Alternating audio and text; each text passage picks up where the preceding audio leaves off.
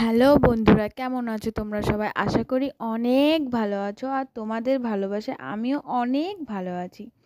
তো বাপের বাড়ি থেকে চলে যাচ্ছি শ্বশুর বাড়ি। তো মুডটা প্রচণ্ড খারাপ, তোমরা আমার মুখ দেখলেই বুঝতে পারবে। টোটো করে একদম চলে এসেছি স্টেশনে, আর সাজা গোজারও কোনো টাইম পাইনি। টিকিট কেটে নিয়ে একদম চলে এসেছি স্টেশনে। আর দেখতেই পাচ্ছ স্টেশনটা আজকে পুরো ফাঁকা। সকাল সকাল এসেছি তো, সকাল সকাল বলতে অত সকালও না, 8:30 পৌনে 9টা বাজে। তো এর জন্যই প্রচুর ফাঁকা রয়েছে। আর 2 নম্বর প্ল্যাটফর্মের দিকে অতটা ভিড় হয় না, যা হওয়ার ওই 1 নম্বর প্ল্যাটফর্মের দিকে বেশি হয়। তো ওই দিকটায় মনে হয় সবাই অফিস টফিস যায়, এই দিকে একটু কমই যায়। তারপর আমি চেপে পড়লাম, এই কী বলছি, স্টেশনে যাচ্ছি এখন।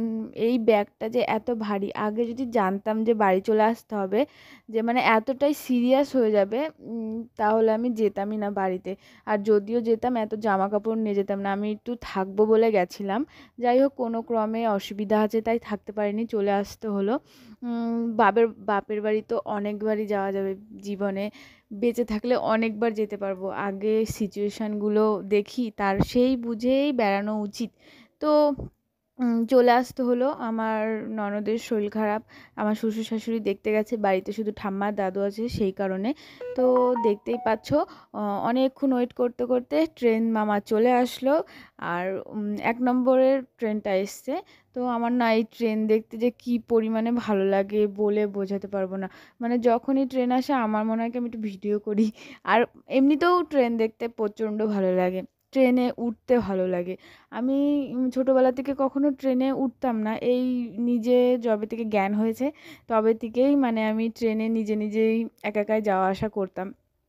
মানে আমার মামা বাড়িতে, মানে বেড়াতে যাওয়ার মধ্যে শুধু মামা বাড়িতেই গেছি ছোটোবেলা থেকে। তো মামা বাড়িতে যাওয়ার সময় না শুধু বাসেই যেতাম, কখনো ট্রেনে যাইনি।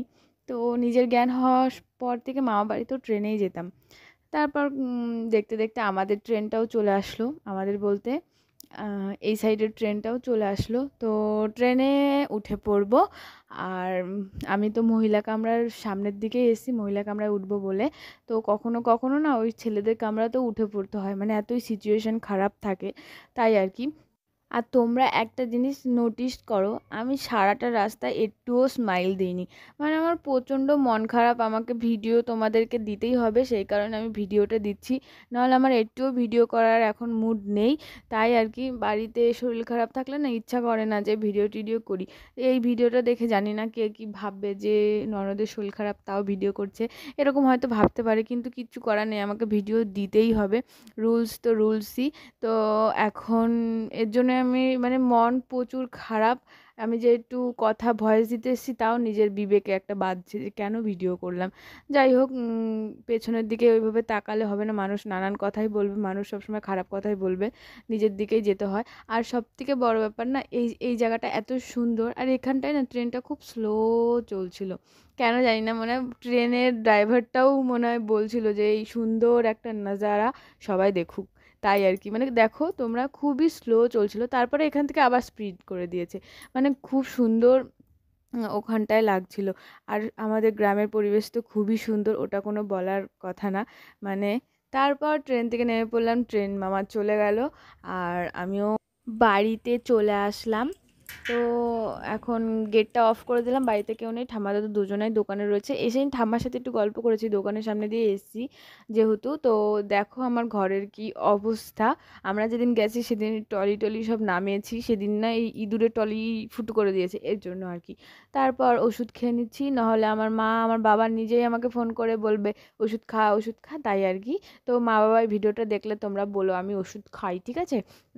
এখন একটা পার্সেল চলে এসছে, ওই পার্সেলটাই তোমাদের সাথে শেয়ার করছি। আর এই পার্সেলটা না আগে ওপেন করা হয়ে গেছিলো, তার জন্য আর ওপেনটা দেখাতে পারলাম না। যাই হোক, তো আমি এই ব্যাগগুলো অর্ডার করেছিলাম, আর গুনে গুনে দেখছিলাম এখানে কটা ব্যাগ আছে, কটা ব্যাগ দিয়েছে। তো আমি 8টা ব্যাগ অর্ডার করেছিলাম, তো 8টাই দিয়েছে, লাস্ট একটা খুঁজে পাচ্ছিলাম না।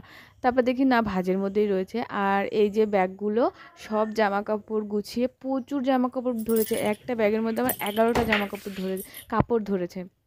তো প্রচুর জামা কাপড় ধরে, ব্যাগগুলো সিরিয়াসলি প্রচুর ভালো, প্রচুর কাজ দিয়েছে। মানে আমার যত জামা কাপড় এলোমেলো আর শোকেসটা দেখতে খারাপ লাগতো, ওই ঘিজিমিজি হয়ে থাকতো, তো ওই শোকেসটাও বেশ গোছানো লাগছে, ভালো লাগছে। তো আমি ঘরটা গুছিয়ে নিয়েছি একদম, দেখতেই পাচ্ছ। আর আজকের ভিডিওটা কেমন লাগলো অবশ্যই বলো, ভালো লাগলে একটা সাবস্ক্রাইব